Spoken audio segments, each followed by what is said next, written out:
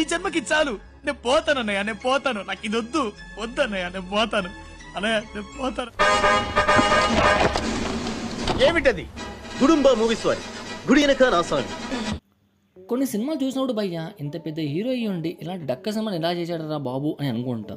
Theatre వెళ్ళి నిద్రపోయిన సినిమాలు కూడా చాలానే ఉన్నాయి. అందులో కొన్నిటి గురించి మాట్లాడుకుందాం. ఇక లేట్ చేయకుండా వీళ్ళలోకి వెళ్ళిపోదాం. భయ్య తెలుగులో చాలామంది బిగ్ హీరోస్ ఉన్నారు. ఎంత పెద్ద హీరో అయినా మూవీ కంటెంట్ బాగాలేకపోతే ఆ మూవీ అసలు ట్రైన్ ఎక్కాల్సింది. ఒకప్పుడు మూవీ ఎలా ఉన్నా ఆడవి, బట్ తర్వాత ట్రెండ్ మారింది. కంటెంట్ ఇస్ ద కింగ్ అని చెప్పేసి వచ్చేసిన అన్నమాట. నెంబర్ 1 బ్రహ్మోత్సవం. ఇది చూసిన వాళ్ళకి ఈ సినిమానా సీరియలా అని అర్థం కాదు భయ్య. సీతమ్మ వాకిట్లో సిరిమల చెట్టు లాంటి స్టోరీ అవుతుంది అనుకున్నారు, బట్ మొత్తానికి బోల్తా కొట్టింది. నాకైతే మహేష్ బాబు ఇలా ఒప్పుకున్నారా బాబు అనుకున్నాను. సినిమా చూసిన సేపు అయితే నీరసం వచ్చింది భయ్య. నిజం చెప్పాలంటే సినిమా మొత్తానికి చూడకుండా బయటకు వచ్చేసింది. మరి అలా ఉంది ఆ స్క్రీన్ ప్లే, సాంగ్స్. ఒరే బాబు ఏంట్రా నాయనా అనుకున్నాను. నిజమైతే టూబీ చెప్పాలంటే ఆ స్క్రీన్ ప్లే కానీ సాంగ్స్ అయినా పెద్ద గొప్పగా ఉన్నాయంటే అది లేదు భయ్య. హీరోయిన్స్ 3-4 పెట్టుకొని మెయిన్ లీడ్ కూడా తెలియకుండా పోయింది భయ్య. టూబీ చెప్పాలంటే ఈ మహేష్ గారికి సెట్ కాదే సినిమా అయితే కాదు భయ్య అని నా అభిప్రాయం. నెంబర్ 2 అజ్ఞాతవాసి. త్రివిక్రమ్ డైరెక్షన్ అంటే సినిమా కథ ఎలా ఉన్నా స్క్రీన్ ప్లే మాత్రం బాగుంటుందని జన యొక్క అభిప్రాయం. స్టోరీ చిన్నదైనా సరే ఆయన కథ నడిపించే విధానం బాగుంటుంది. థియేటర్లో ఈ సినిమా చూసినప్పుడు నేను నా ఫ్రెండ్స్ ఈ సినిమా ఎప్పుడు అయిపోతుందో బాబు అనుకున్నాం. బికాజ్ స్టోరీ లాంటి ఎంత లాగ్ ఉందంటే అంత లాగ్ ఉంది భయ్య. మా ఫ్రెండ్ గారు అయితే సినిమా అయిపోయేంత వరకు నిద్రపోయాడు భయ్య. పవన్ కళ్యాణ్ దీంట్లో కొంచెం అంటే ఎక్స్ట్రాగా ఓవర్ యాక్టింగ్ అనిపించింది భయ్య. అంటే నా అభిప్రాయం అయితే ఒక సీన్ అయితే బైక్ మీద వెళ్తున్న అబ్బాయిని లాగేస్తారు.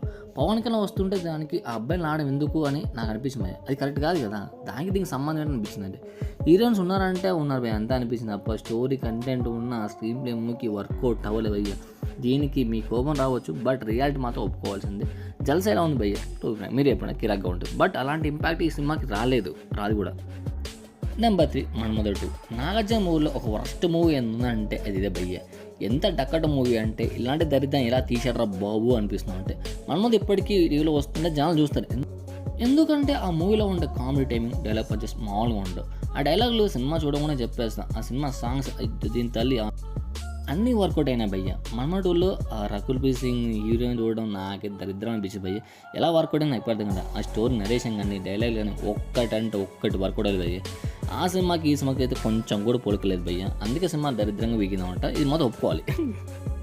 నాగార్జున గారు మన్మధుడే, కానీ ఇది దరిద్రంగా చూపించిన అవసరం లేదు కానీ అభిప్రాయం అంటే జనాలు చూస్తాలే అనుకుంటే ఇలాంటి డిజాస్టర్లు వస్తాయి భయ్య. నెంబర్ 4 బాలకృష్ణ గారి ఒక్క మగాడు. ఇలాంటి సినిమా ఒకటి ఉంది అని జనాలకి చాలా తెలుసా తెలియదు, కానీ అప్పట్లో ఓపింది. అంటే ట్రోల్కి బాగా మనకు వస్తామంటే ఇది.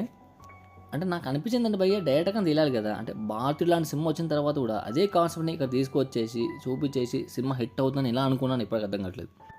ఈ సినిమాలో ఉండే ఫైట్ చూస్తే భయ్య నాకు అనిపిస్తుంది ఏంటంటే నాకు అర్థం కాలేదు సార్. ఈ సినిమా గురించి ఎంత తక్కువ మారుతుంది అంత మంచి నా అభిప్రాయం భయ్య. ఈ సినిమా కళాఖండ మీ యొక్క అభిప్రాయం ఏంటో కింద కామెంట్ చెప్పండి, నేను కూడా వింటాను ఒకసారి. నెంబర్ 5 బోళా శంకర్. మేఘ రమేష్ అంటే తెలిసిందే కదా, మామూలు ఉండే అన్ని రణమూసం ఉండే దాదాపు. అందులో వచ్చిన ఒక కళాఖండమే ఈ సినిమా బోళా శంకర్. మరి మేఘ రమేష్ అంటే మూవీస్ అంటే మామూలుగా ఉంటే శక్తి లాంటి బ్లాక్ బాస్టర్ హిట్ కొట్టిన తర్వాత అంటే కళలో ఇలాంటి మూవీ తీయడం అంటే మేయర్ బయ్యకు మాత్రమే ఇలాంటి జూజుబీ లాంటిది ఉండవు. ఈ సినిమా గురించి ఎంతని చెప్పను ఏమని చెప్పను. తమిళ్లో ఉన్న సినిమాని రిమేక్ చేసి ఆ దారుణాతంగా తీసిన ఒక గొప్ప మూవీ ఈ బోళా శంకర్. ఈ సినిమాలో ఒక్క పాజిటివ్ పాయింట్ దొరుకుతుందని చూస్తే అంత డొల్లా. నిజం చెప్పాలన్న భయ్య ఈ మూవీ ట్రైల్ చూసినప్పుడే సగం దొబ్బింది, చూసాక ఇంకా పొత్తు దొబ్బింది అనుకోండి. ఎంత మంచి కళాఖండ మూవీ అంటే మరి ఇది. ఈ సినిమా గురించి నేను ఇంకా ఎక్కువ మాట్లాడితే నన్ను కొట్టేస్తారు అనుకుంటా. Number 6 shadow. వెంకటేష్ గారి భారీ అంగళాలతో ఈ మూవీ రిలీజ్ అయింది భయ్య. అందరూ ఈ మూవీ బ్లాక్ బస్టర్ అవుతుందని అనుకున్నారు. సినిమా టైటిల్కి ఆ స్టోరీకి అర్థం లేకుండా తీసిన అద్భుతమైన ఈ కళాఖండ షాడో. వెంకటేష్ యాక్టింగ్ మొత్తం ఇలాంటి క్యారెక్టర్ అయితే ఎక్స్పెక్ట్ చేయలేదు భయ్య. కామెడీ అంటే కామెడీ దరిద్రంగా ఉంటుంది. ఎక్కడ నవ్వాలో కూడా తెలియదు, ఎక్కడ ఎరవో తెలియదు. పరిస్థితిని ఆ ప్రేక్షకుడికి ఆ విధంగా తీసుకొచ్చామంట. థియేటర్ చూసినప్పుడు జనాలు పిచ్చెక్కి బయటకు పారిపోతారు భయ్య. పక్క చెప్తున్నాను.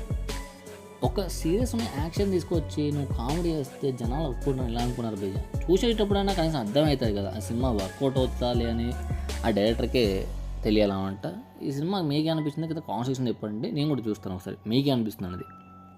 ఇలాంటి వీడియో ఇంకో పార్ట్ 2 కావాలంటే కింద కామెంట్స్ చెప్పండి, ఇంకో వీడియో రెడీ చేద్దాం. ఇలాంటి వీడియోస్ మీకు నచ్చిందా లేదు చెప్పండి కింద. మీకు నచ్చితే మాత్రం ఈ ఛానల్ కొంచెం సబ్స్క్రైబ్ చేయండి, సపోర్ట్ ఇవ్వండి, కుదిరితే కొంచెం షేర్ చేయండి. బికాజ్ నాకు ఎంత వ్యూస్ రావట్లేదు ఈ మధ్య. కొంచెం సపోర్ట్ సంగ కోరుకుంటాను. Thanks for watching. జై హింద్.